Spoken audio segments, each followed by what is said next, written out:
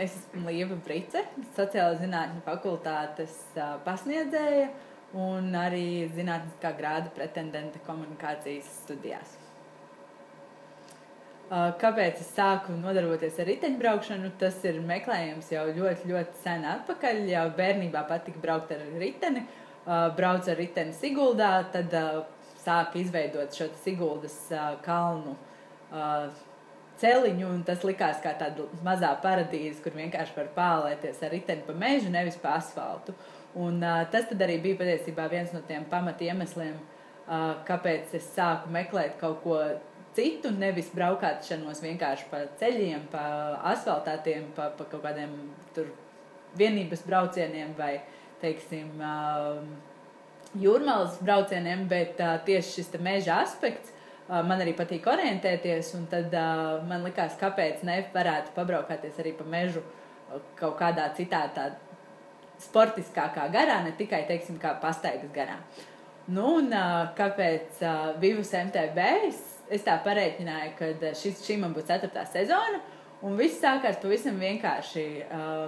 Mēs nobraucām Rīgas velomaratonu ar draugiem un secinājām, ka ir iekšā šovas arī ir iekšā braukt un mēģināt un izmēģināt arī citas plašākas vietas. Un, sākām skatīties, uz ko braukt, vai braukt Vivusā, vai braukt Sebmaratonā, un bijām dzirdējuši ļoti labas atsauksmes, ka Vivus maratons ir tāds tuvāks un intīmāks un patīkamāks, un ka tur ir diezgan interesantas trases, un tata un nelaime mēs izvēlējāmies sākt savu sezonu jūlija vidū, kad bija ļoti karsts, un mums tika Kamparkalna trase kā pirmā trase, un patiesībā tas ir brīnums, ka mēs braucam vēl joprojām šos maratonus, jo Kamparkalns toreiz bija ļoti grūts, Moskīta bija ļoti daudz, karstums bija milzīgs, bet mēs pieveicām Kamparkalnu, un tad secinājām, ka ja mēs varam pieveikt Kamparkalnu trasi, tad varam pieveikt arī visas pārējās, un tā mēs braucam komandā jau 3 gadus.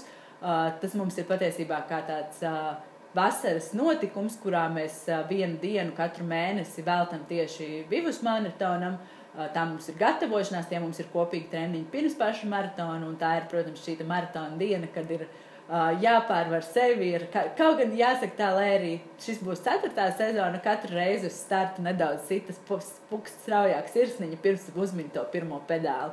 Bet kopumā tas mūsu izvēle par labu Vivus maratonam mēs nenožēlojam ne brīdi, jo tā tiešām ir tā attieksme, kas valda starp sportistiem, gan starp to, es braucu pusmaratonu, vēl līdz maratonam man ir jāizaug, bet reāli, ka arī maratona braucēji ir ļoti atsaucīgi, ļoti draudzīgi.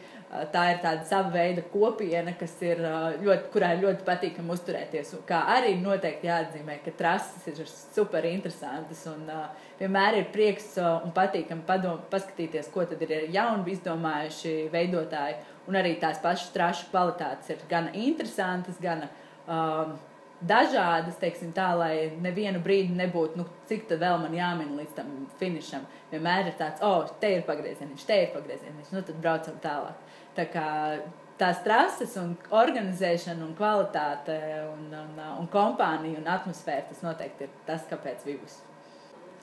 Tad, kad es sāku braukt Vivus maratonos, tad man teica, galvenais nebaidies, to pusmaratonu var pieveikt. Un es arī visiem tiem, kas vēl nav sākuši braukt, varu teikt, galvenais nebaidīties, galvenais ir uzkāpt uz tā riteņa, jo to pusmaratonu tiešām var pieveikt. Un kādreiz mēs ar draudzeni braucām, kad vairs nebija nekāda spēka. Manuprāt, tās bija cēsis, kad kājas sāpēja, odi bija nokoduši. Un mēs braucam un baudījām dabu un secinājām, ka neskatoties neko, mēs būsim tās varonis, jo mēs būsim nobraukuši pusmaratonu. Tajā brīdī, manuprāt, tie bija 32 kilometri. Un pabaudījušas svaigu gaisu, paskatījušās uz puķītēm, paklausījušās putniņos un palasījušas varbūt arī kādu odziņu un paskatījušās uz sēnītēm. Tā kā tas noteikti ir labs sports, un ja kādā brīdī pietrūkst elpas uzmīt to nepieciešamo ātrumu pedāli, tad, ja mēs braucam pusmaratonā, tad mēs noteikti iegūstam arī to brīvo svētdienu, svaigā gaisā, patīkamā kompānijā.